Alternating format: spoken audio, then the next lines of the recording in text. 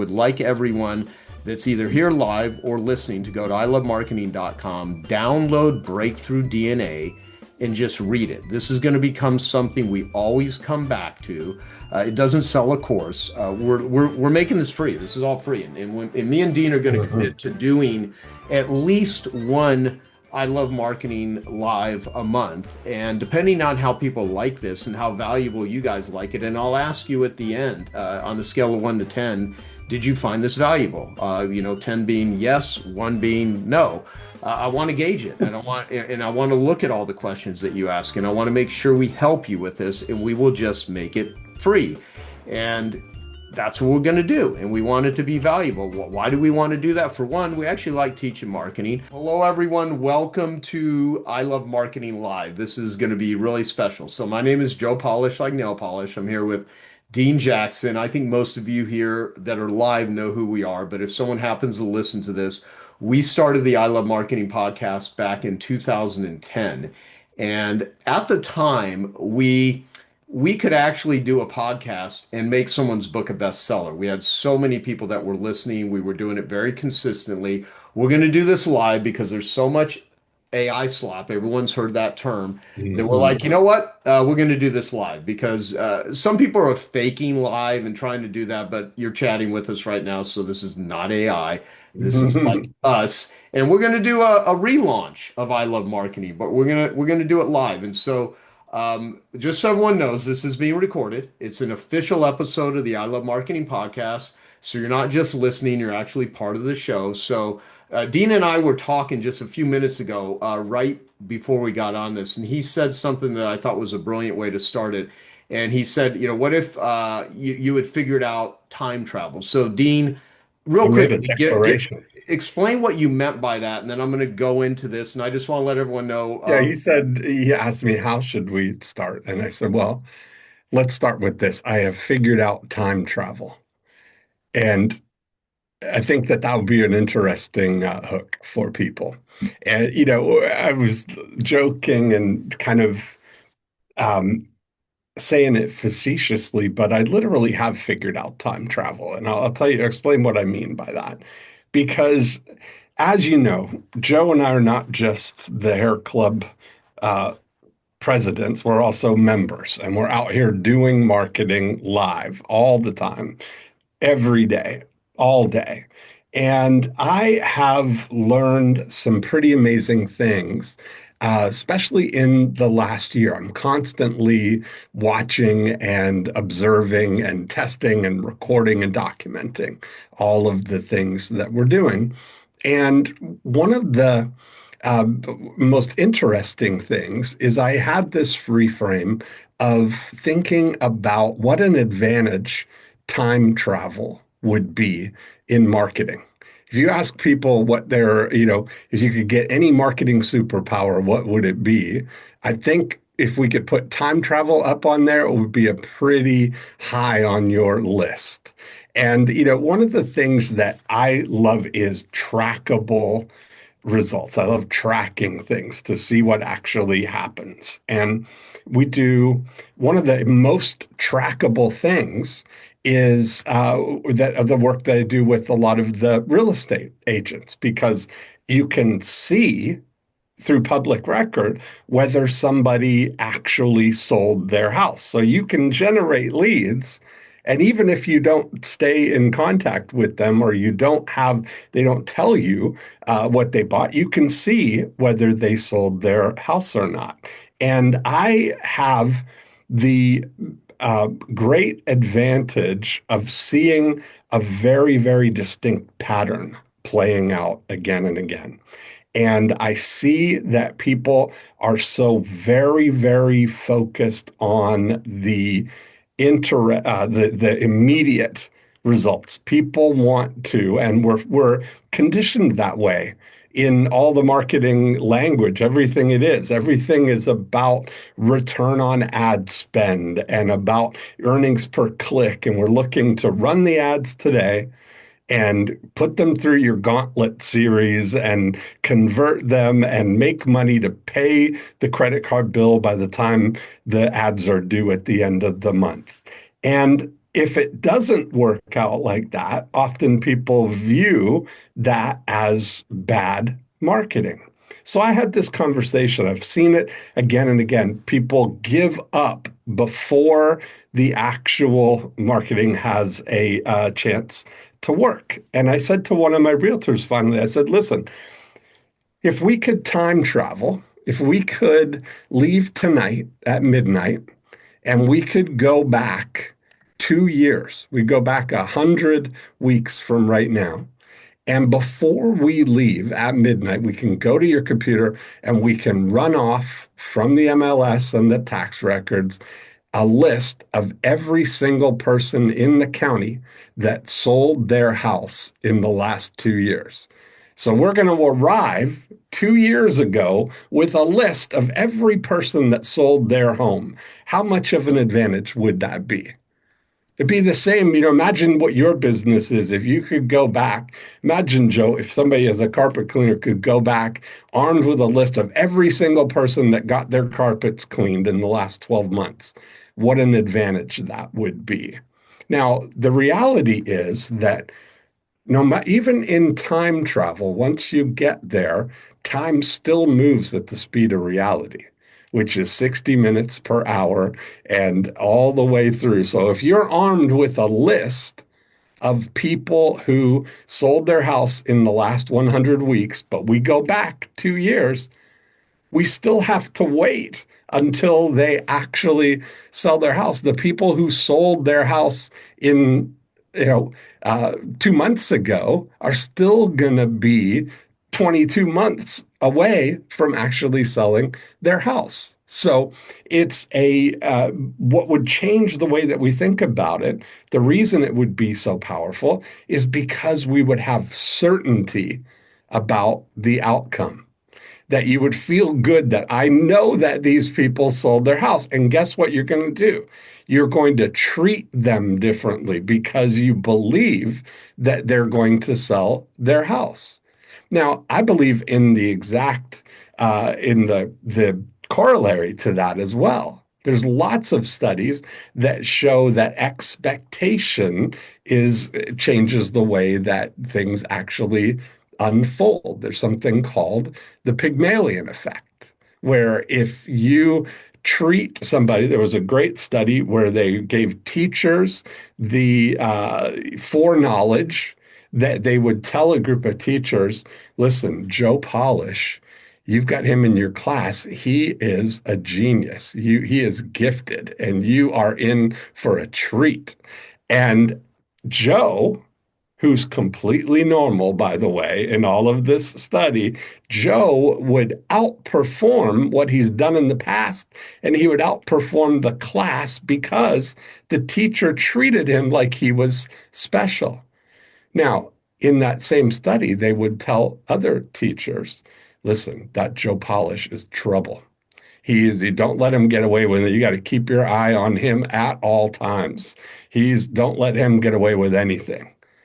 And they would treat him like a problem, and he would underperform his past history and underperform the class. So the way that you treat people had a major impact on the way that they would perform. And I believe it's absolutely true with the way that you treat your leads, the way that you treat people. When you're generating leads, if you believe that they are going to do what they are inquiring about, you're going to treat them differently. So, all that said, we can't go backwards in time, but I've figured out the next best thing, which is what we can do is plant a time capsule and fill it with people who are going to sell their house in the next 6 to 12 months, and or get their carpets cleaned or get their kitchen remodeled or build a fence or whatever it is that you do. Wouldn't it be great if you could find people ahead of time? So we very cleverly, for the last few years now, have been running ads for our realtors on, we offer a book called How to Sell Your House for Top Dollar Fast. And we run ads that say, if you're going to sell your house in the next 6 to 12 months, what you do right now can make a difference of thousands of dollars. And we offer the book to download for free. That people just click on the Facebook ad. It automatically collects their name and their email and their phone number. And then you have identified people who voluntarily downloaded a book on how to sell your house in the next 6 to 12 months. What do you think the odds are that some number greater than zero of those people are going to sell their house in the next 6 to 12 months? Well, I've done the research. I know how many are going to do it. And it's just over 30% of the people in the first 12 months. I did this with our clients because I got tired of hearing people say, these leads are no good. These people aren't selling their house. They're, at 90 days, people generally give up on the thing, right? I call it going through the Van Allen belt. And if you're familiar with space travel, the Van Allen belt is the area that you have to get through to get into space, and it's volatile, and there's radiation and meteorites and all the stuff. And I have the hardest time getting people, not just realtors, anybody, to get through that Van Allen belt, which I call the first 100 days. And once you get past that, you are off to the races. Once you're into space, it takes very little effort to keep things going because there's less friction. You've already established yourself, right? So people would tell me, I don't, these leads are no good. These people aren't, there was no sellers in there. Nobody's returning my call or nobody's whatever. And so I looked at it and said, okay, let's find out, are these leads actually good? And we had to do it in an objective way. And by objectively good, I mean, do the people who download the book actually do what they say or indicate that they're going to do? So I've done audits all over the country on all of these people who have downloaded this book. And we found that over 30% of the people who download that book will list or sell their house in the first 12 months. And it's been an amazing revelation because now now we have certainty that these people are actually going to do the things. And it's up to them now to how would you treat people if you knew that they were going to sell? It's a really fascinating thing. Dean, can I get your attention for a minute too? Okay, yeah, So, perfect. check this out. I actually bought this at Walmart, believe it I or need not. one of those. Where do Yeah, you get them? it's a big heart. It's a big, it costs, yeah, Yeah. it's around Valentine's Day. You can go buy these right now. But Okay. that being said, so let's stop for a moment. Someone's like, well, Yeah. I'm not in the real estate business. So Doesn't matter. how does this apply to me? Yeah. So can you explain, no matter what business they are in, what you're describing right now, how does that apply to Hmm. them? Because of course I can explain the same thing in the context of a carpet cleaner or a graphic Yeah. designer or you know, Hmm. a pet walking business, Yeah. whatever, a consultant. But Yeah. yeah, share the application and the psychology behind this so that no one gets lost in the, well, Mhm.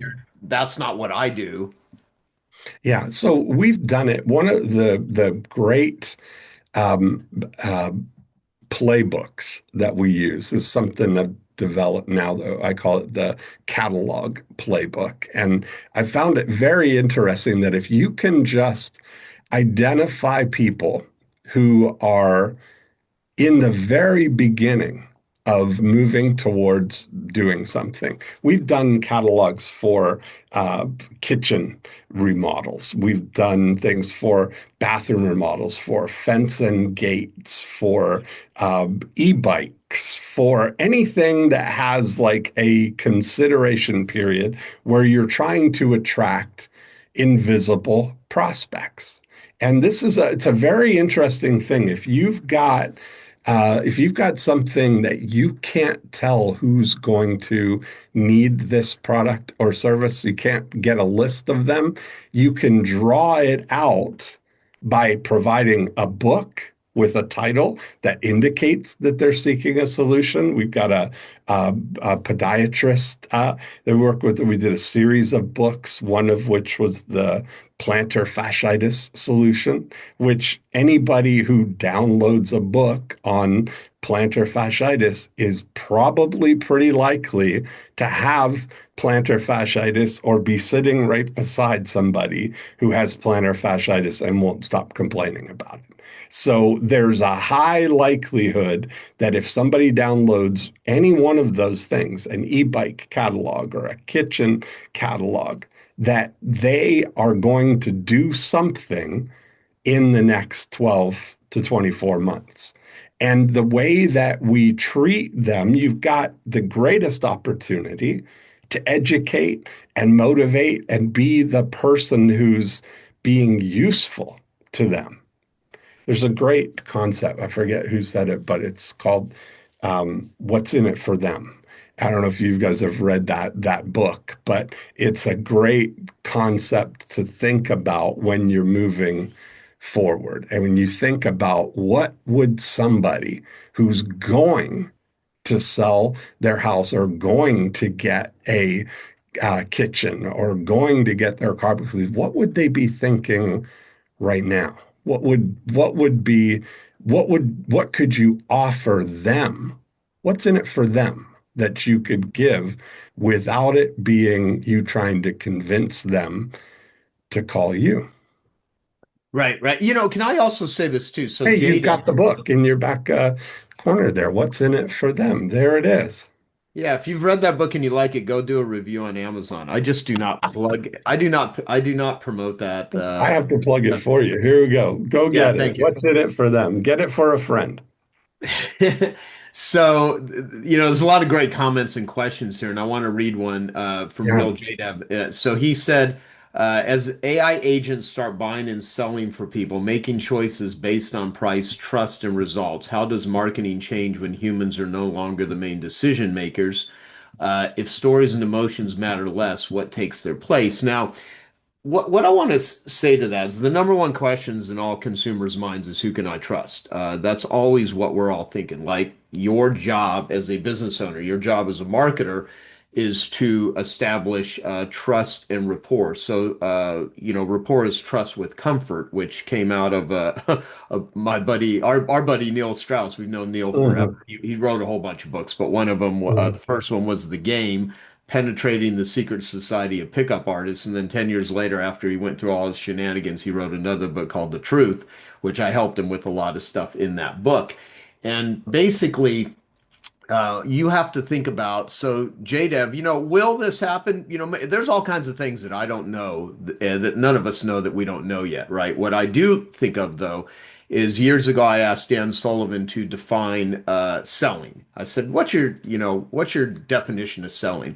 And he rattled something off that I asked him to repeat, and I wrote it down. And if someone goes into Google or chat, I'm sure, and just types in "is selling evil," or goes to YouTube and types Joe Polish is selling evil, there's this little 3 minute and 50-second video that I've done, which has been used in university classes, Mhm. everything on selling. But I basically elaborate on this statement of what he said. He said, selling is getting someone intellectually engaged in a future result that's good for them and getting them to emotionally commit to take action to achieve that result. So getting someone intellectually and emotionally engaged in a future result and to put ethics into it that's good for them. So one of the emphasis of what we're going to spend a lot of time this year on is the ethical use of marketing, not selling something to somebody just because you can, not, I've said this a million times, marketing and selling used ethically is massive enthusiasm for what you're selling.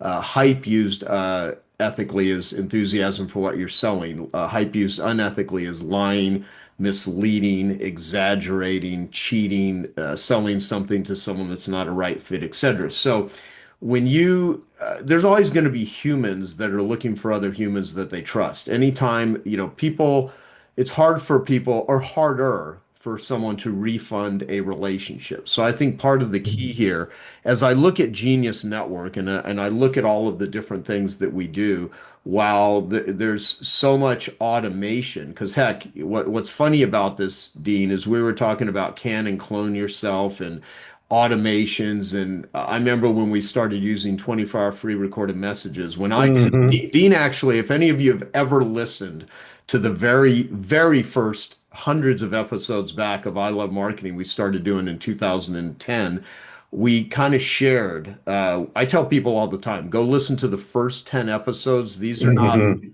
timely. I'm sorry, they're not timely, they're timeless. It's a Mhm. psychology that will last forever. When we tell our whole story of, sift, sort, and screen, have a 24-hour free recorded message or a consumer awareness guide that would work 24 hours a day, 7 days a week, never complain about a headache, always deliver an incredible, pitch, not ever imagining in our lifetime there would be a time where you can have AI write that, deliver it, speak it in a voice that sounds like you, automate it, have AI agents that nurture leads and do all the stuff that you can do now, right? But the reality is find ways that you can connect with real humans that trust humans. And if you find something that the human element of you becomes a commodity, do something else because there's a lot of things that would go with it. But here's one thing that's kind of funny because I'm like, okay, let's demonstrate this in real time. So I took all the questions, I read every question, and then I saved the questions. And then I threw it into chat and I was like, okay, what are people actually asking for? It wrote this up. It said, before we started today, we asked all of you a bunch of simple questions. If you could wave a magic wand and learn anything about marketing, what would it be? And what was fascinating is what you didn't ask for. Nobody asked for social media hacks.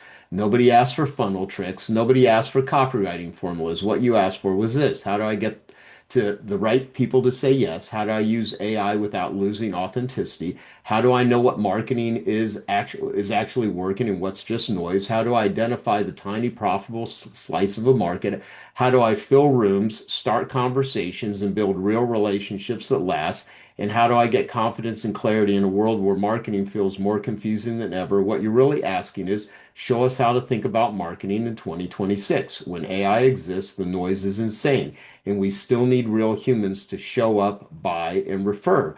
And that is exactly what I Love Marketing has always been about. And I was like, how funny that is, right? But Dean, what do you think's not going to change? What do at this Yeah, stage? that is exactly it. I really believe that what we really want is time travel. And what I'm advocating is time travel in advance.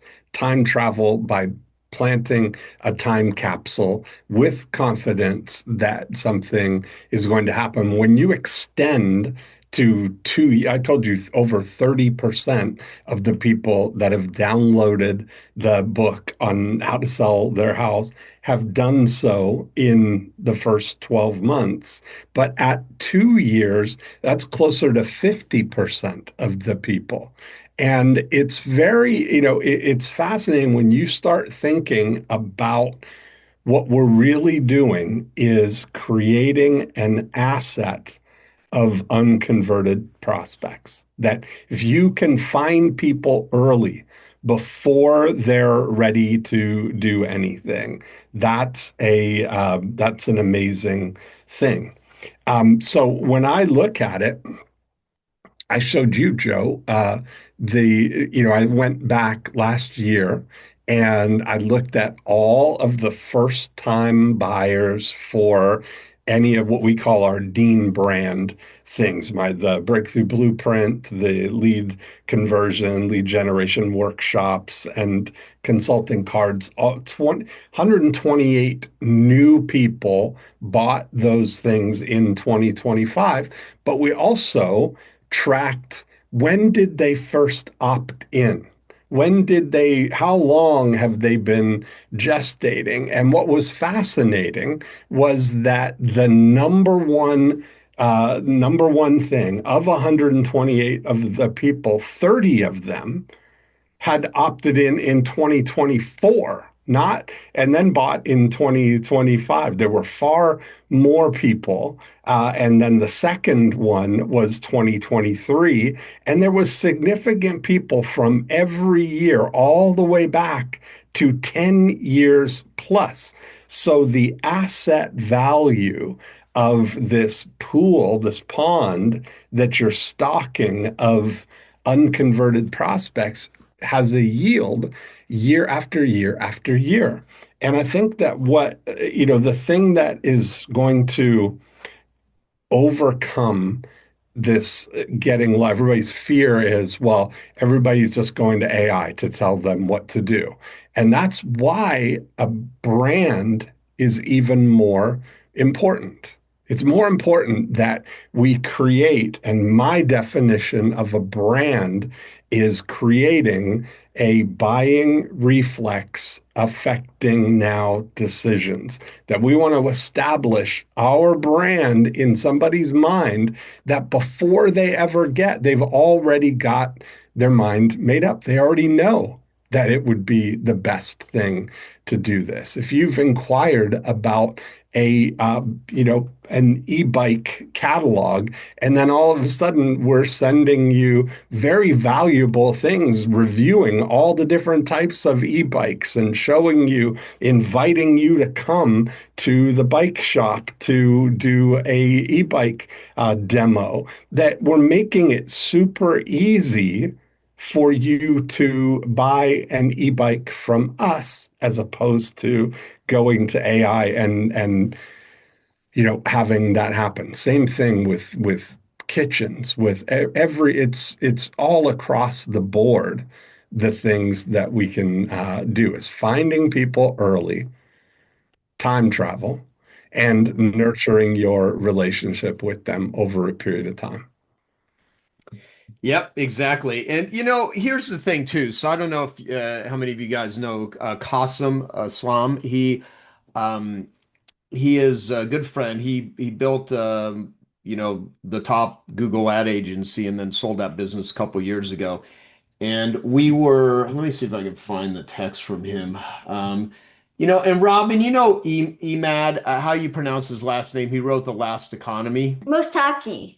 Yes, yes. Mustaque. The reason I bring it up is one of the key things in this book is just simply community, building community with real people and real relationships. And I think as more AI stuff happens, people just crave humans. And so, for instance, if you haven't picked up on it already, me and Dean are literally demonstrating what we are recommending all of you do. Bond with people in real time. If you're a real estate agent or you're a whatever, can you put a group of people together in a room, in a dinner, on a podcast, on a Zoom? Can you help them think through things? Can you introduce them to other people in other relationships? Can you make yourself very valuable in that regard?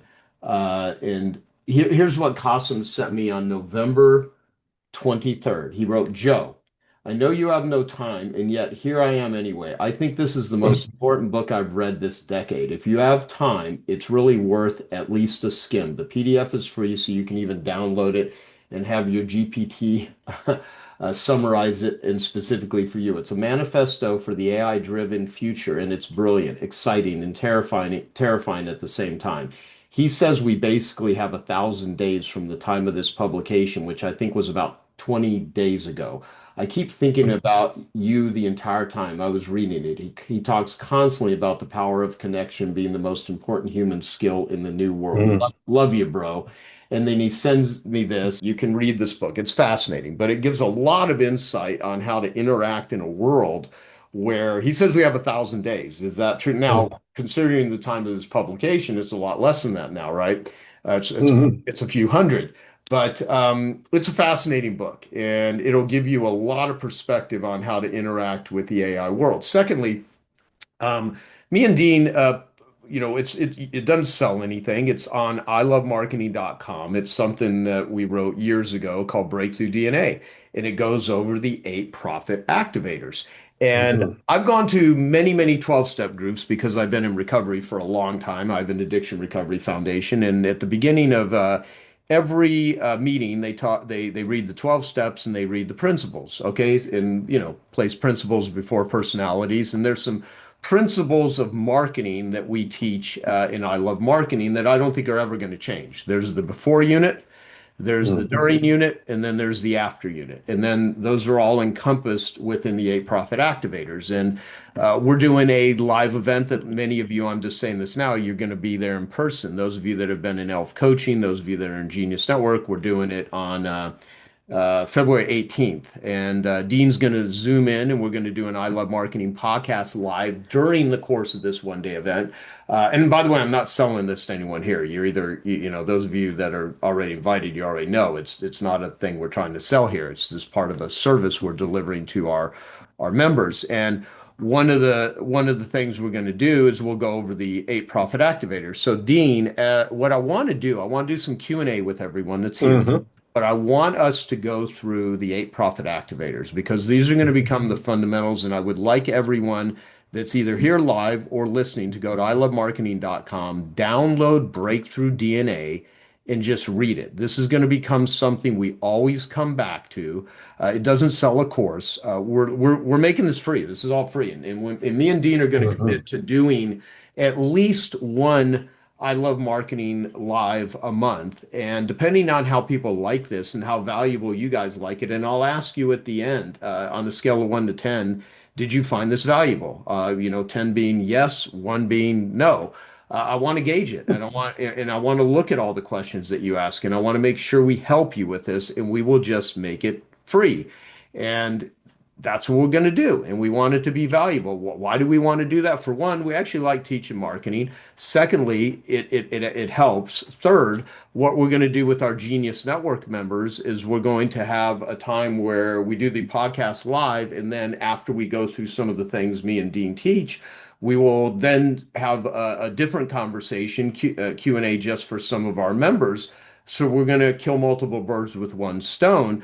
And we're also, one of the things that I hope to do is that we can make what we share with you so valuable that we never have to convince you that me and Dean care about you. It's just demonstrated. And then ultimately, if there's something that we offer, and it's a right fit for you, then great, go ahead and partake in it. But you know what's funny? When we first did I Love Marketing, I said to Dean, I go, let's really mess with people here.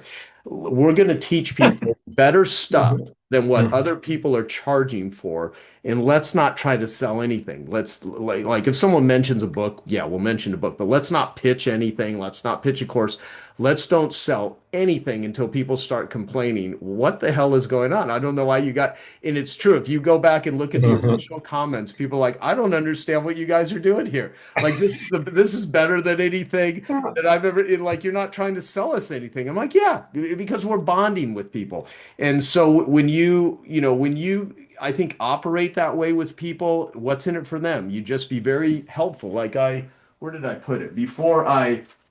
Uh, Today I was looking through files and I'm like, I got to find one of my old consumer awareness guides. And this is an old consumer Ah, awareness look at guide you. that I literally started doing in 1992. And this was a template I would show carpet cleaners, and we would physically mail these to people, and it just taught them how to choose a carpet cleaner. And I always would say to people, I had to figure out how to successfully sell something nobody wants to buy. There's not a single person here that hopes the cat or the dog or the husband spills something or pees on the carpet or whatever. Hopefully, you don't have Today's the husbands that day. go pee on the carpet, but no one sits and hopes that that's going to happen so you can hire a carpet cleaner. So I had to figure out, like, how do you make something, make someone want to do business with you? So I found educate them on how to make a buying decision, be useful, be helpful. And yes, AI can help with a lot of things, but there is the human element. And yeah, I also found this. This is when I was on the cover of Clean Facts magazine in 1997. I was the person of the year, and this was not paid for PR. I was surprised as heck. But in Show them the 1997, centerfold. yeah, yeah, yeah. I mean, well, I was the most popular person in the world in the carpet cleaning industry, and I say that, yeah, it never got me dates in bars or anything, but kind of helped with the business, but that all came from doing nothing but being helpful and useful in the industry. And I transformed an entire industry back in the 90s when I was literally in my mid to late 20s. Simply by educating people, I would write articles. I would go talk at all the trade shows. I would constantly put information out there. And yes, I had something to sell. I had methodologies, but the real thing just simply became, just being helpful and useful and making your advertising helpful and useful. So when someone hears or reads something from you, they actually know that someone cares about them and someone is Mm, helping them. And if you do that, I mean, I don't think you'll ever be at a lack for business. You just can't be in a commodity situation. There are times where I know this is incredibly disruptive. Like Peter Kobabe, where you at, Peter? You still here? I think he said he only had 30 minutes. I should have called on him earlier. But he says right now people are treating AI, they think of it as a threat, a tool, or a mm, savior, or a savior. It's either a mm. threat, so they're scared of it. It's a tool, they just use the tool, or it's going to save me, where it's still kind of abdicating that. You need to, really integrate this into just how you utilize. You don't want to be used by it, you want to use it. And so, yeah, those are my thoughts. So the big thing I want to say, go ahead and read that book. I think you'll find it valuable. And secondly, yeah, Breakthrough DNA, which you can get at ilovemarketing.com. And then, Dean, let's do some questions here in the Let's time do that it. we have. So there's a lot of them that you have, but what I'd like to do is those of you that would have a question that you really want answered, I want to hear it come from you, not me just read it out of the chat. So who would like to raise their hand and then we'll pick you and go first. Go ahead, Danielle. How are you? Good. Hi, Joe and Dean. Just Hey. glad to be here with you today. Thank you. I love your ebook example that you talked about, Dean. And my question was, should you make that just primarily inspirational and giving action items for people, or should you have some kind of a call to action at the end that says, hey, Always. if you'd like to learn more, or Yes. even having some transformational outcomes that you've helped people with in the past as the real estate agent or whatever it is that you're Yeah. selling? Love it. That's a really great opportunity to explain the difference between compelling and convincing. And what often people try and do when they're running ads is they're trying to convince people to list their house with you. What business are you in, Janelle? So we have a faith-based mastermind that Okay. we're bringing people to. Okay. So in anything where, any ads that are trying to convince people to join your mastermind or to do that you're great or that everybody around you is doing well, anything that you're doing that's trying to shift somebody's opinion is what we call in our 8 profit activators. Profit activator 3 is educate and motivate, right? Mhm. But we draw a line. We want to separate the compelling from the convincing. So profit activator 2 is 100% about just getting your ideal prospect, your best prospect, to raise their hand and identify themselves if you have invisible prospects. So we'll use that book example.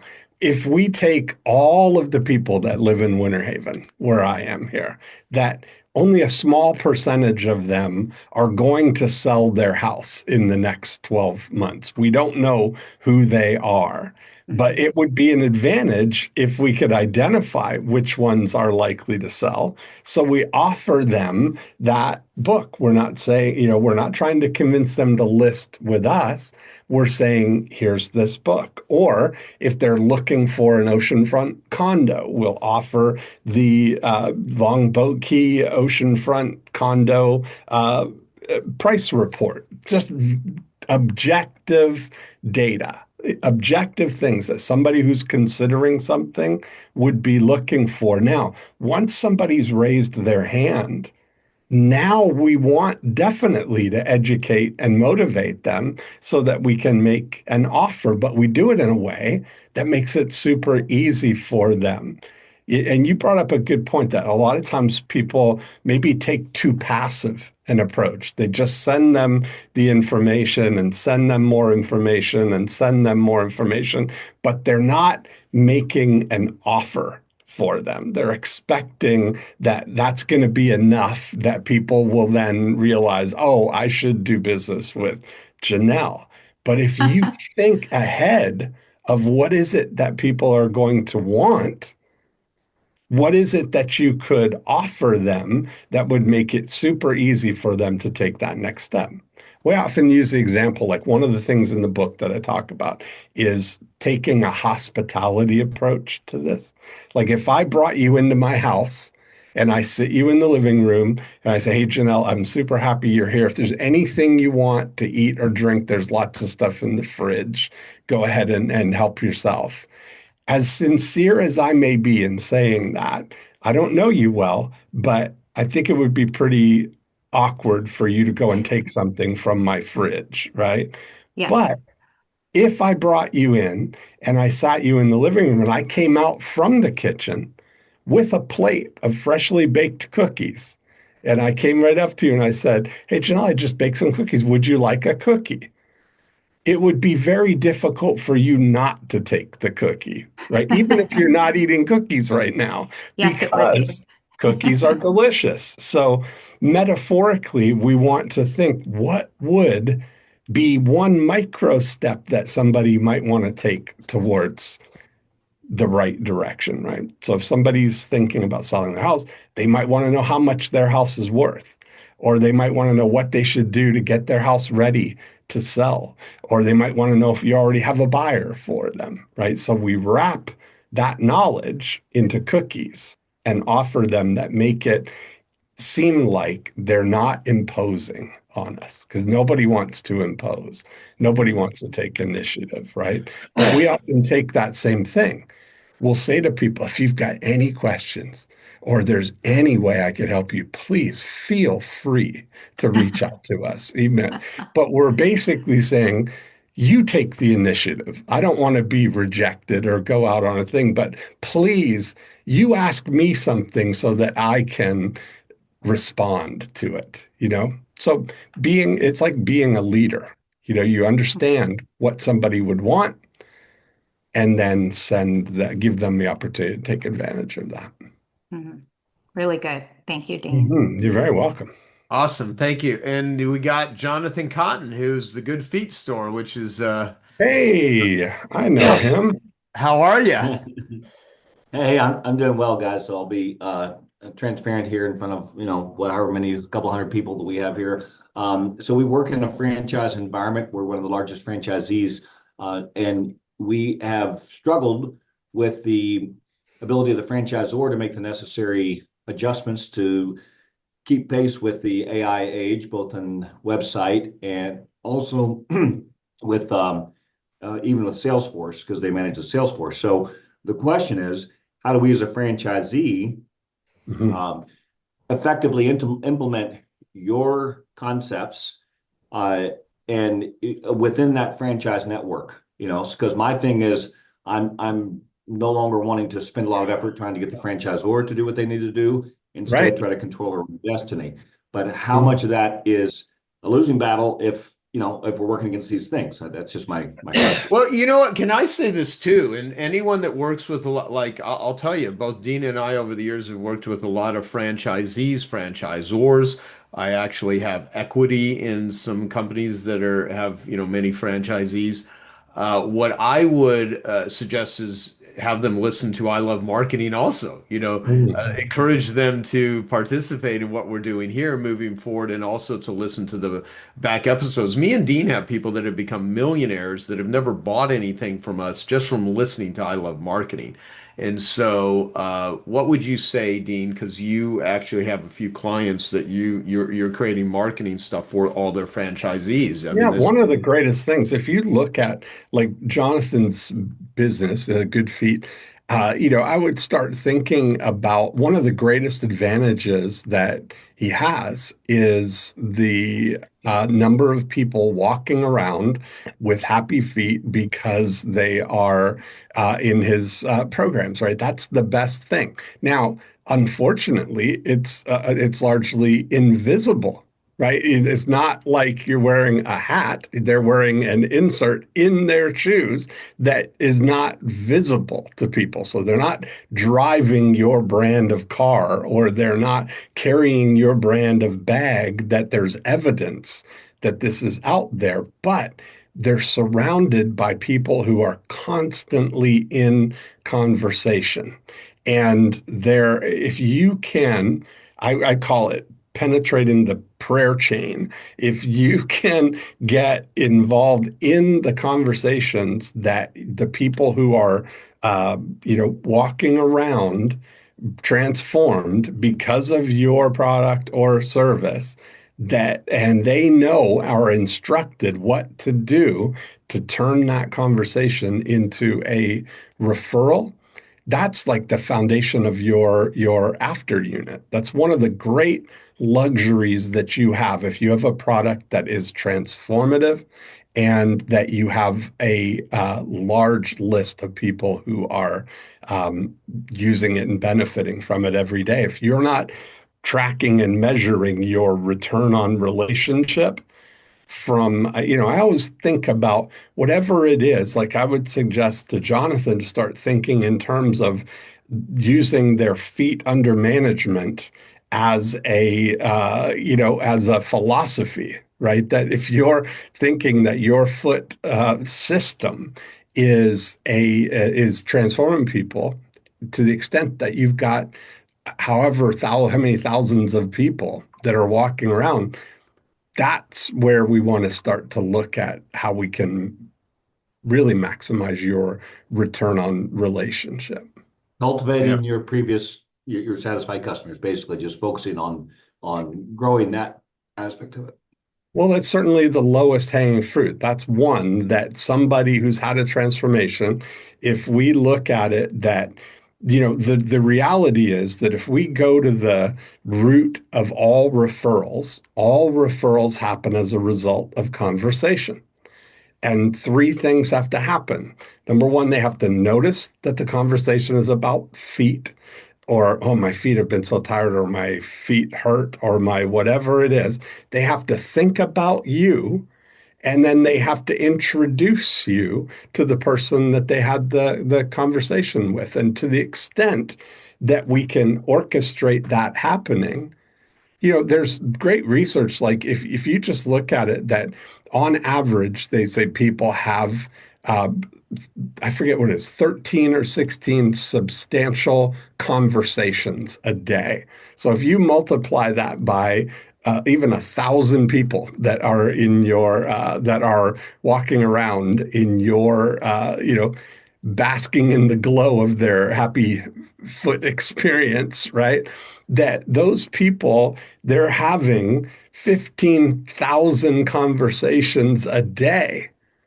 Now, some number of those are going to be about, oh, I'm on my feet all day, or my feet hurt, or these shoes are so uncomfortable, or I need whatever. If you start just making an exhaustive list of what would be the conversations that if we could program your clients, if we could place a chip in their ear and listen in on all of the conversations that they have, how would we program the chip? What would be the conversations that we'd listen for? And what would be the trigger words? And if we can program your clients to know what to do to help their friends solve that problem, it's pretty amazing. Just rather than just hoping that people will, hey, don't keep us a secret. Hey, make sure you tell your friends about us. If you instruct people to do that, that's exactly what they'll do. And then you run into them at the grocery store and they say, hey, did my friend Nancy ever give you a call? She was complaining about her feet. No, never heard from Nancy. Oh, well, I tell people about you all the time. And that may be happening all the time, but they're not telling you. It's far more important that we train our clients to tell us about people than to tell people about us. That's far more valuable. That's a good one. That's a Thank real, you. Thank you very yeah, much. cool. That's the Thank you. core of the after unit. So, also, what I want to announce too, Gina, I won't say too much about it. Some people that are on are going to be at the Genius Network meeting that starts tomorrow, but I'm going to make an announcement where I'm going to make an announcement about a Better Your Best contest that I've decided to do. Back for 13 plus years, I was Bill Phillips, the Mhm. author of Body for Life. I was his marketing consultant on and off and helped him with all of the contests, the largest physique transformation contest in human history. I mean, over 1 million people entered the contest. And have been texting with Bill even this morning, 30 plus years later, I still know the dude. And I decided to do is for a prize for a spokesperson position, I'm going to give away my Storyteller Overland Mercedes Sprinter van, which we've converted into a mobile podcast studio. And on Saturday, I'm going to be in my ghost town filming with the actor Rob Schneider, and we're going to actually film a podcast in the Sprinter van. And that's going to be one of the many things we're going to do for people that enter the Better Your Best contest. So I'm going to announce it at a Genius Network meeting tomorrow. We're going to do it on Facebook Live, and I guess we're going to do that from my Joe Polish Facebook fan page. Is that what we're doing, Gina? Yeah, Hey and there. what time will that be, Gina? And people that are listening to a recorded version of this and they're not here live, they're obviously not going to hear this. But what time are we going to do that? 1 p.m. Pacific, which is 2 p.m. for those of us here in Arizona, and 4 p.m. Eastern. And I Okay. put the link in the chat so you guys can bookmark that. And we'll see you Uh, at 4 o'clock. If you're not already a Genius Network member, and those of you who are, you'll be in the room or on Zoom. So it'll be awesome. okay, cool. Thank you. And by the way, give me like a buffer if I'm not exactly on time because it might be a little chaotic, but we're gonna do our best to have me as congruent to with the. Chaotic? You? No, never. I'm so stable. Like Never. I'm a pinnacle of stability here. No, so no ADD, no distractibility. Yeah, Nothing. yeah. So let's go to the next question. We'll try to do these ones, Dean, in laser focus for Yep. time purposes. So Denise, you want to go, and then we'll go to Chris. Yes, I'm in a B2B space, and I was writing a book, to try to retool people's thinking on how they use attorneys in the B2B space, because I'm more like preventative care kind of thing, and Mhm. so that we can get into more of the fun part is growing their business and participating in it, just like a general counsel would be in a Fortune 100 company. Mhm. So in this book, I was looking at this as more of a lead magnet, and Mhm. I'm pushing myself back from trying to make it in part a sales letter, Mhm. and doing it in that tenor, and making it more informational. So I would like your opinion on that, especially in today's environment where we're trying to look at things differently and not being Mhm. in somebody's face about, you need to do this kind of thing. Mhm. Yeah, one of the things, so you have what we would call visible prospects. You can identify exactly who the candidates are for you, right? So Right, any one of them they need legal counsel. At some point, they're going to reach a situation and they either have someone or they don't. right. And of those who do have someone, probably 30% are unpersuadable. They're locked in on their Mhm. relationship. There's probably Right. 30% that would dump them any chance they had, right? If something better came along. And then there's the middling ones, right? Where they're persuadable. Mhm. Right. So if you look at those people, if you took you adopted them and you said, listen, if you identify, let's say, how many clients could you take on? How many are you looking for? Ideally, I want about 200 of people that will sign up for a subscription-based model. Perfect. Okay. So Mhm. let's say that you take 1,000 ideal prospects and Mhm. you made it your mission to become the most valuable by proxy person that you could be for them, Mhm. regardless of whether they're, under your umbrella there, that you're educating and motivating Mhm. them, right? That you're providing value. Part of the thing is that we have to get to the point where people know you, like you, trust you, right? Right. And that's we everybody always says that, but they always say all three together. Like Mhm. it's one word. And that doesn't properly revere the giant leap from not knowing you to knowing you.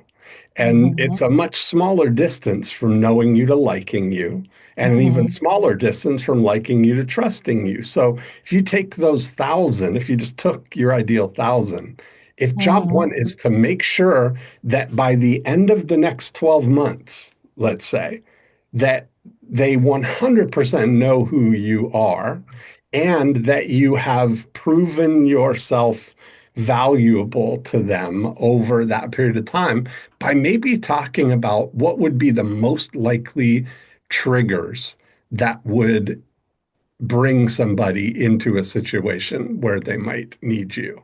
And doing a series like that where you're providing value for them and maybe doing it at great even at great expense, because imagine that it would be worth a lot of money to have one of those clients. Well, it is to me, but it costs them more Yeah. money to put the fire out if they're coming to me to put the fire out.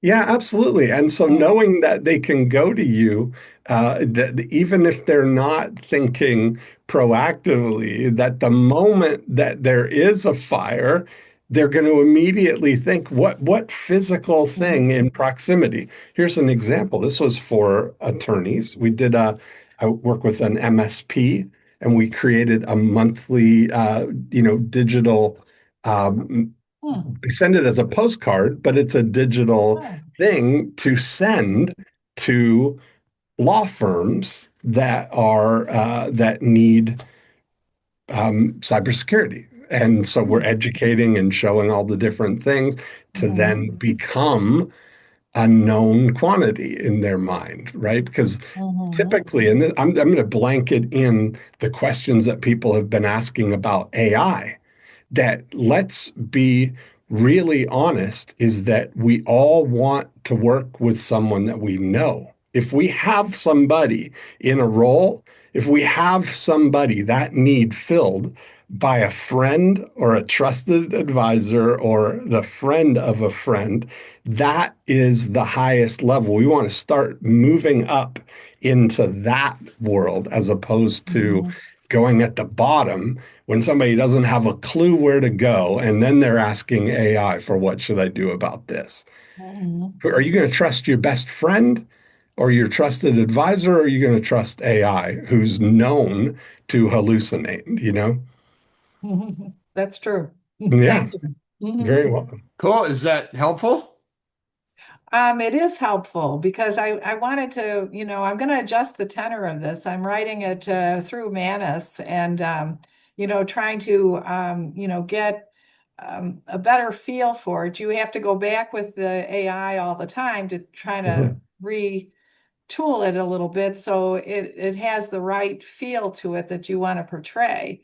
Yeah, And you know what? so, Two good examples of this yeah. are the Allstate insurance commercials, all the mayhem, Mhm. where they've got that guy who's personifying all the Yes. terrible situations that could happen. And then the farmers insurance ones, where Mhm. they're telling these really outlandish, unusual stories, and they're giving you comfort. They're going, yep, heard about it, we've covered it. Like there's Right, a friend that says, we got a checkbox for that. Like we're familiar with that. right, That's right. You know, comforting to people. Yeah. Can also say something too? So I think Randy Brill is on with us. Yeah, Randy Brill. Yeah, I She think just so. got into Arizona. She's met her years. We've been friends for over 20 years. She's in strategic coach. I stayed at her beautiful, creative freaking house in Chicago, and her name is spelled Randi. For those that you aren't on video, just askrandy.com is her website. And, part of what we're talking about is creating personalized marketing. And we're a big fan of, we've laid out some things that we're going to do with Genius Network members to bond with our existing clients and our Mhm. prospects through direct mail, because then it's physical. And she's been doing this sort of stuff for years, and she's really great at designing all kinds of very unique campaigns. And as I sit here, like I can look at my text messages, and there's a grocery store chain out here that I'll shop at that sells organic food and stuff. It's called Sprouts, and there's natural grocers, there's Whole Foods, there's a local Um, place that is these independent like farmers and stuff that sell mhm. all kinds of seed oil free products and stuff. But even the text that I got from the last one I got from Sprout says, Joe, a new round of products for 5 points just dropped. Shop now through February 10th, right? Now, it's just interesting because it uses my name. That one little element of Joe Mhm. in a text message is way better than it just is different than if you're getting a text message, because I'm sure everyone at some point is signed up for something or whatever. And that's the point. So like with Randy, if just reminding people, like now AI can, I actually do this. I like going to stores. I think one of the biggest disservices we're doing to humanity is making everything so automated where people never even have to talk to another human being. And my friend Ishan, he was telling me the other day, he goes, my sister has a friend that it took her 18-year-old friend through a drive-through. He didn't know how to order. He got literally intimidated talking to someone through a drive-through. He goes, it is like the craziest, saddest thing I've ever seen. They literally don't know how to talk to people. And so the thing is, when you just remind people that you exist, when you remind people, so everyone that's ever written a book here, so Mario, you asked me a book about one of the things that I did because I helped head up years ago the Peter Diamandis. We put his first book, Abundance, on the New York Times bestseller list with a group of people. Ariana Huffington, I helped design her. We don't agree politically, but nonetheless, she wrote a book called Thrive, and I put together the marketing team. That book debuted #1 on New York Times, and we put together like a bunch of joint ventures and things like that. So there's ways to put books out that reach the masses. But I'll tell you, like most people that write books here, if you just had your core audience using the strategies that we have been talking about and I Love Marketing Forever, that are written about in Breakthrough DNA, that Dean has spoken to, and you just find 50 or 100 of your best prospects and just send your actual book with a note. It's just personal. It's just it's theater is what Gary Halbert would call it, and that's the sort of stuff that Randy helps people design. Is how do you connect with people, and that's how you get through the sea of AI. That's how you get through the sea of mass marketing and all the campaigns. It's just a real human touch point, and so I just don't want people thinking they need something super fancy. Sometimes it's just identifying who your target market is and people that are part of your before unit that have not yet done business with you, and to get them into the during unit and then deliver world-class, service. And then they're part of the after unit. And then once they're part of the Mhm. after unit, like what Dean said, the greatest marketing oftentimes that you'll ever write, create is not going to come from AI. It's not going to come from a copywriter. It's going to come through the experiences of your existing clients. I got this great message yesterday from a first time 100K attendee, and he was just talking about, he's a huge business right now. The guy spends $4 million. His name's Greg Haig. He spends $4 million a year on advertising, and he's 77 years old. And he left a message about how, you know, ex excited he was to be in the group and how valuable it was for him. And I said, can I have permission to share this? And he's like, yeah, you can share it with your team. So we're going to take what he said, and that's going to become part of the marketing. And a lot of that marketing isn't to the outside world. It's just Hmm. my Genius Network members, because we don't want someone joining our 100K group unless they've been in our Genius Network group for a year or two. So we're going to literally, we have a marketing campaign just to nurture people that are already clients. So, I mean, those are some of the ways that you just think about doing it. So, who would be next? Would that be Chris? And then we'll do Jade. And then that'll be it for questions today. And then we'll kind of wrap this up. So, Christopher Doyle. This is really awesome. Thank you for doing this. I really like the live format. I've learned a lot from both of you over the last 7 or 8 years or so. Thank you. And the difference between the compelling offer and a convincing argument or education-based marketing, I help parents navigate addiction. So most of what I've come up with over the last 7 years has been education-based. And I have not cracked the code on what is the compelling offer because the closest you can get as far as compelling, it's like I'll help you get your kids sober. And as much as I would like to just like put that everywhere, it's an icky kind of guarantee. It's Hmm. not the kind of thing that anybody really buys either. They're not convinced of that because there's so many misconceptions and misinformation. So, what's the compelling offer for parents or families that are navigating addiction? Is there, so one of the first places I would start is what would be if you could listen in on the conversations that are going on in their kitchen late at night? What are the words that they're using? What are the things that they're struggling with, they're concerned about? What are they going to Google and searching for? Using their own words on things, right? What would it be for you? Like, what comes to your mind? Well, I mean, there's a lot of stigma language to run through, Hmm. like what's going on with their kids, like all the behaviors and like screwing up and messing up, and then also, he's got to Hmm. want it, he's got to be ready, he's got to hit bottom. That's the stuff Hmm. that they've been fed, so that might be part of the conversation. It's like we need to get him a job. He needs to get rid of this girl. He needs to all of the stuff, all of this Hmm. kind of extraneous symptom type stuff is going on, but it's not really kind of directly understood. Even they might not even necessarily know that what they're seeing is addiction. Hmm. It's more behavioral. It's more like just normal problem stuff, maybe. Yeah, it's interesting. Eben Pagan and I did this.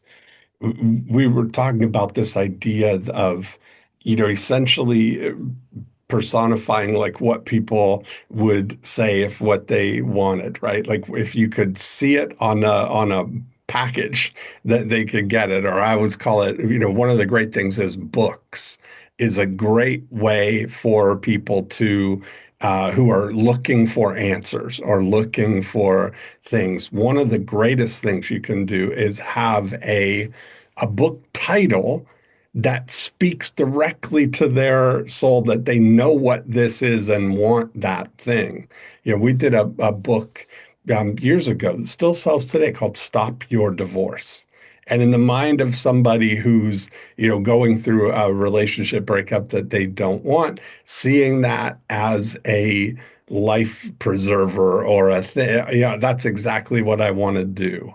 Or even Dave Ramsey's book, Financial Peace. If you're in stress, having that book and holding it to your chest is the thing. You have what we call invisible prospects. That's an invisible struggle, right? People who are just coming to terms with the fact that their kid may have an addiction problem, or it may be, that it's more than a behavioral problem, that the root of it is some kind of an addiction.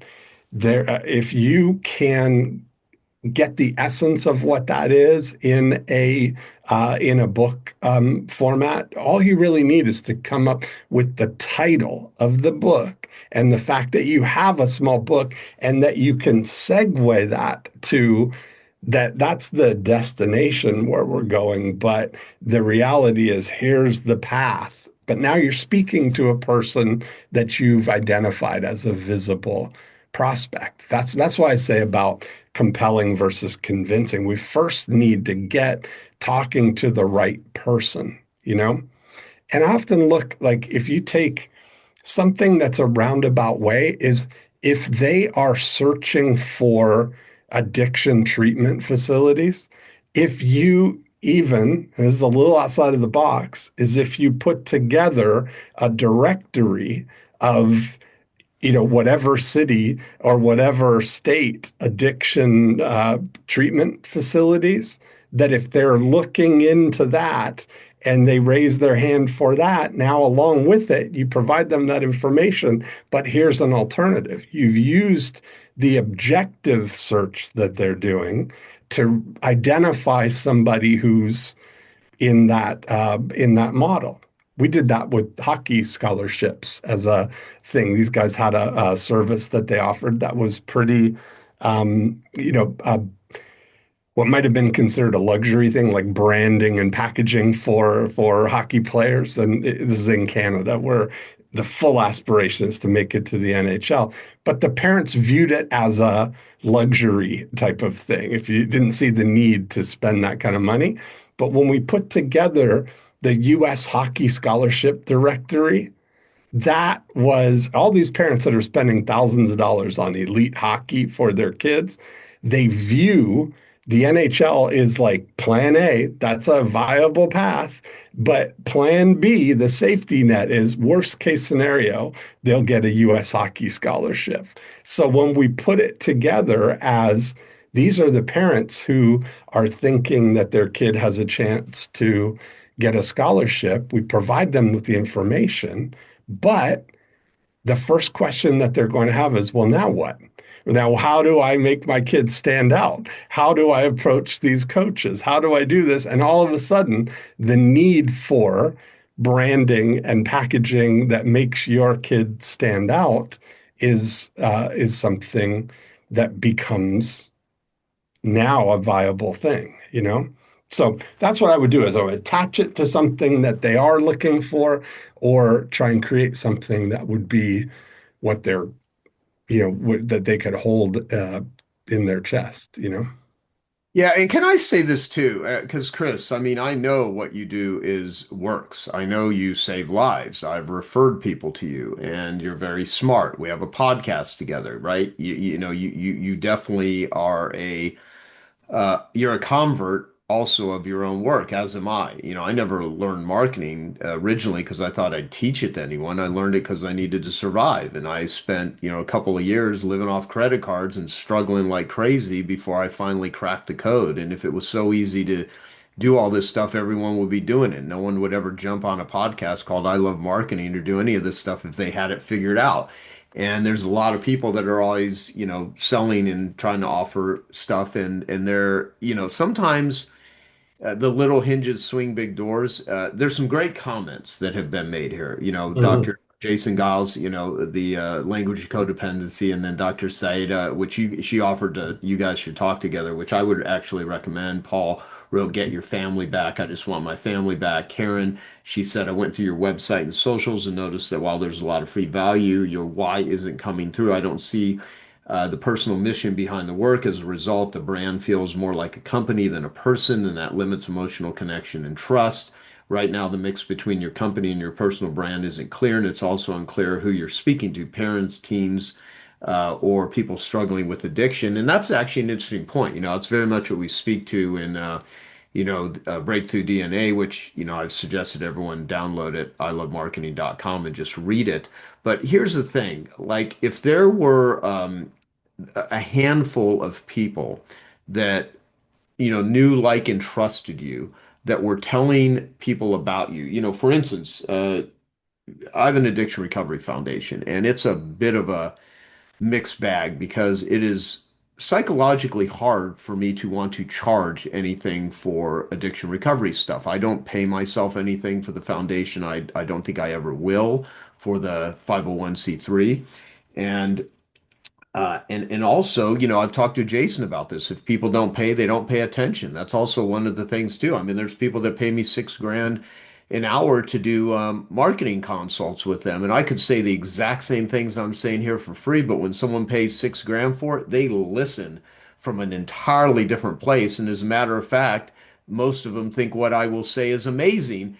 Versus if I say it on a podcast, someone will be like, whatever, go on to the next thing. And there's an interesting psychology to that. That being said, though, I personally spent over $500,000 on my own recovery, but I'm someone that had the access and the money. Many addicts don't. They don't have resources, right? It's one of the reasons I have Genius Recovery because it's very difficult. That being said, though, there is there's a lot that you do very, very well, and there are people. I actually think your marketing efforts would be well served to find the very best endorsers and recommenders of what it is you do, and start going to hospitals or institutions or places where other people and speak to them, offer to speak, and where they will refer people to you. When I was a carpet cleaner, I would call up real estate offices and say, can I go talk to your real estate agents when you have your morning meetings or whatever, and spend 15 or 20 minutes just telling them how to choose a carpet cleaner.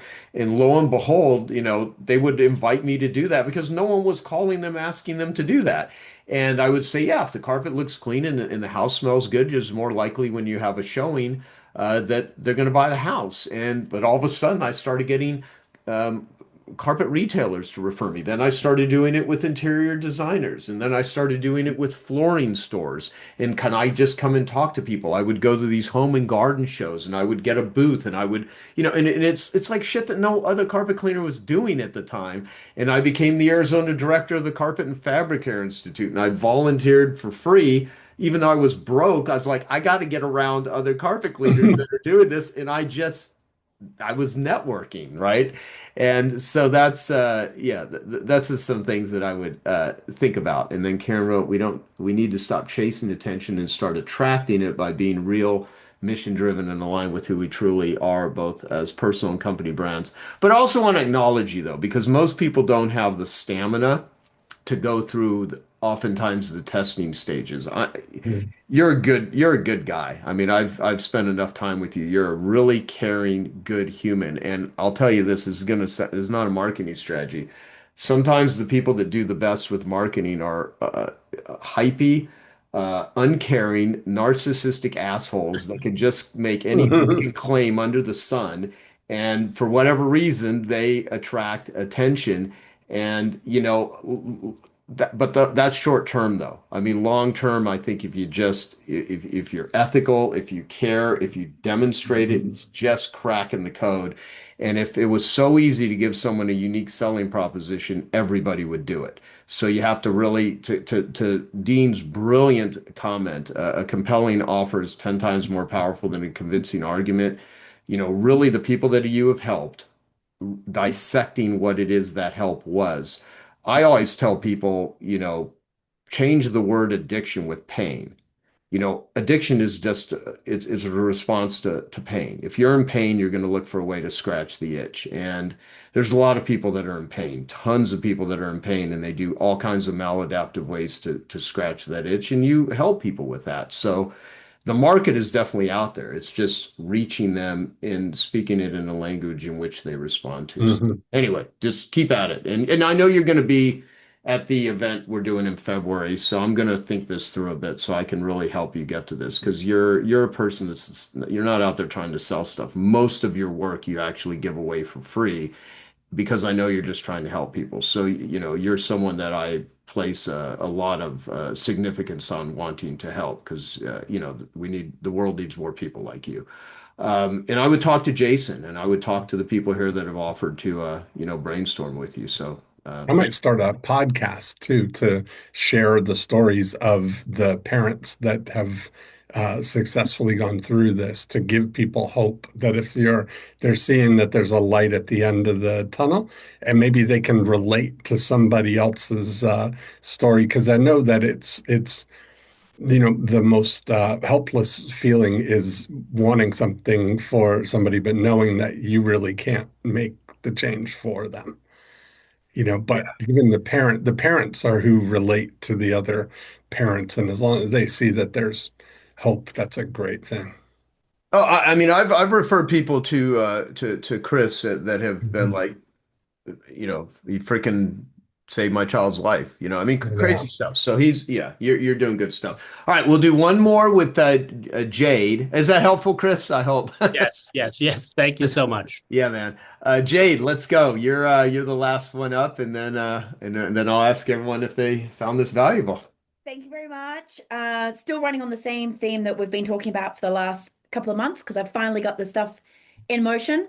Firstly, massive shout out to Randy. So if you need ideas on your direct mailers and lumpy, talk to her because she's the reason we now have these That's Mm. awesome. and that are awesome. So my question to you is I want to put a postcard inside of these to mail out. So I've got 250 and 90 of these that I'm sending out locally to businesses to invite them. So my idea is to invite them to a nominal fee 1 day event with me. So a speak to sell. It's really low numbers. So only 12 people in the room. I'll run 3 days to Mhm. upsell into my 12-month program, which will only have 12 people per group. So that's the Ascension plan. It's Mhm. only $150 for them to attend the day rather than the 1,500 that I would normally choose. Um, so I want some advice on what's the short, sharp, amazing invite on the postcard that would go with these things, which have lots of goodies inside. Hmm. Lots of that. That's So great. wait, so you're gonna mail, describe again, you're gonna mail what?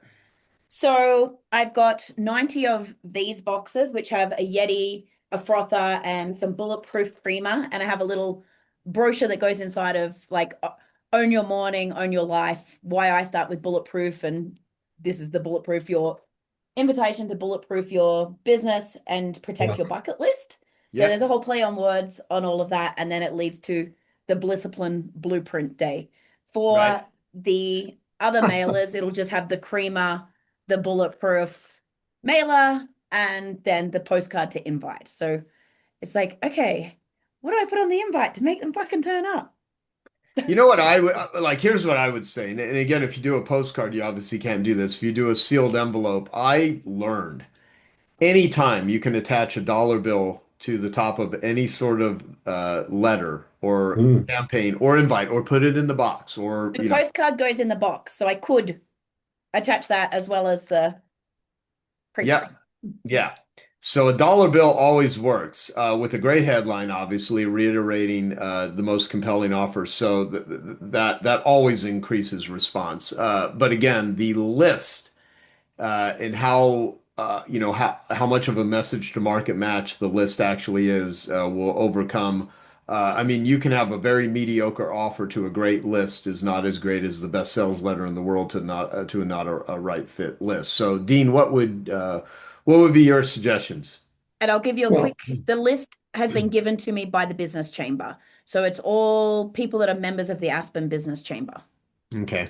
And by the way, you can, although it adds oftentimes different steps, you can, any way that you can reach them in multiple different modalities, from who they yeah. are on social to having their phone number and text message to direct mail uh, to an actual phone, all those things help. So go ahead, Dean, what would you say? So my thought is these people don't know you. Yeah, these are you're making an impact. You're going to actually get their attention. That's what you have.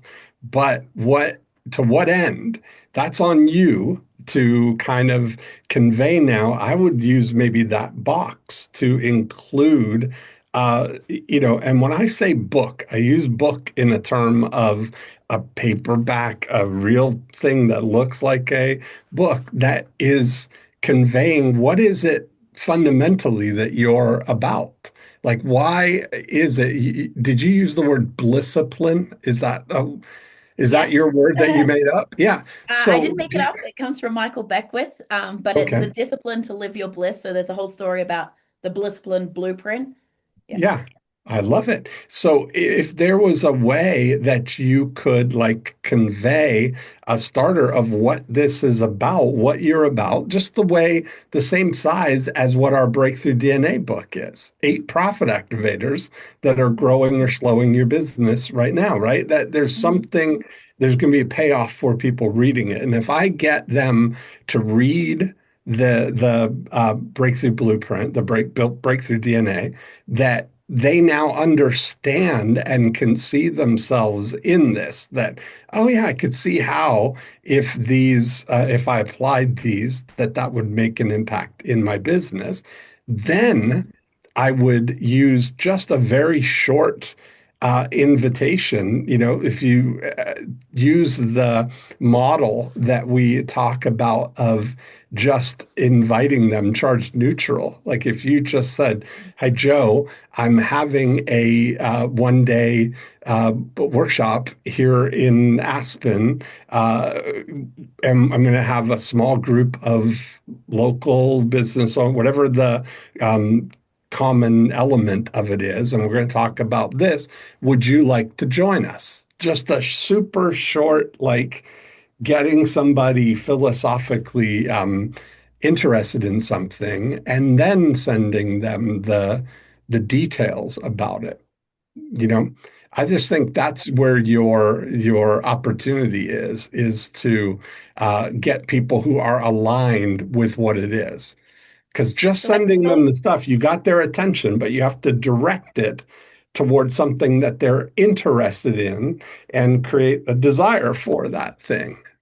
what's your thoughts? I thought on the invite I would have a little picture of a Vimeo video with a play button and a QR code where it's like too long Yeah, to I love read that. or let me tell you Hmm. about it. Like I recorded Yeah. this specifically, this invite for you to Uh-huh. I drive love them that. to the landing page. And then I have Yeah. on the landing page, I click through to find out more about the Blissipline Hmm. philosophy.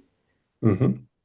Yeah. I mean, I think you have to join them, right? Because there's getting attention for its own sake is not the thing. If they're doing it in a strategic way that leads towards them wanting what you have there, you know? Mhm. Yeah. So if the video is an educational thing, I think that's great. So Yeah. I had two thoughts. I had the first video, the idea of the first video was just to do an actual invite, like I've sent you this Hmm. box because of who you are, and this is what the day is, and this is my invite to you. Hmm. And then on that same page, a secondary video to find out more about what the hell Blissplin is. Hmm. I think you're reversing it almost, actually. Uh, That because if I don't know what I'm coming for, like, okay, you sent me these nice things, and then, hey, you want to come to this? Well, what is it about? That's kind of a thing. There has to be that inherent, like, what's in it for them. what's in the box? Yeah. Yeah, well, what's in the box is doing its job of getting attention, getting they're going to open it. It's going to get to them. They're going to open it. They're going to have pupils dilated in anticipation, and they're ripe to now plant some kind of a seed. Even when Joe talks about the dollar bill letter, the job of the dollar bill is just to get the curiosity of what the hell is this dollar bill about? And that makes people start reading the letter.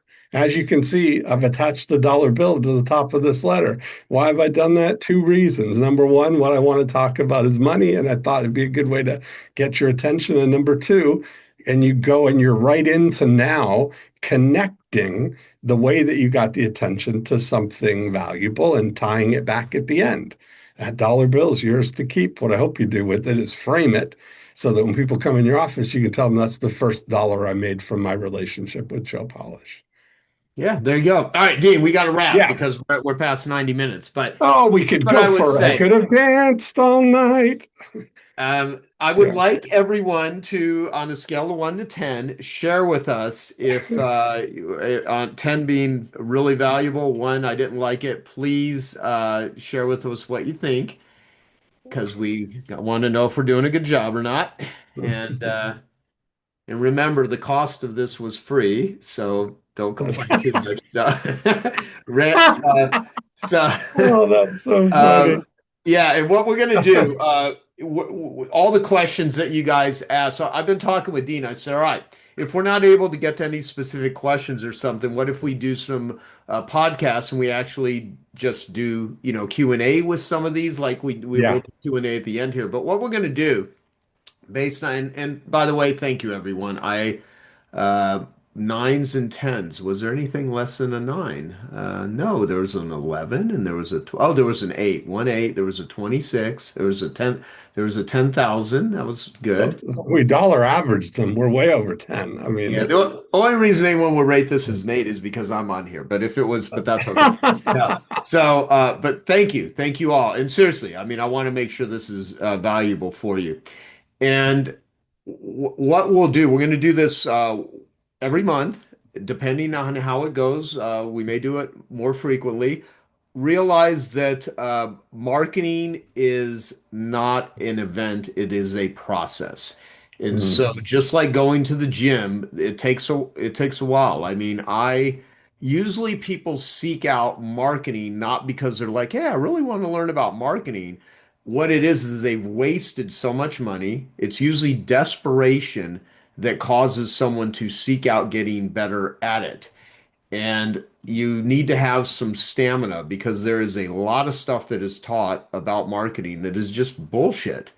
And there's a lot of people that charge money for stuff that is bullshit. And there's a lot of unethical displays of marketing out there too. So we want you to feel, you start to love marketing. I started to love marketing once it actually worked for me.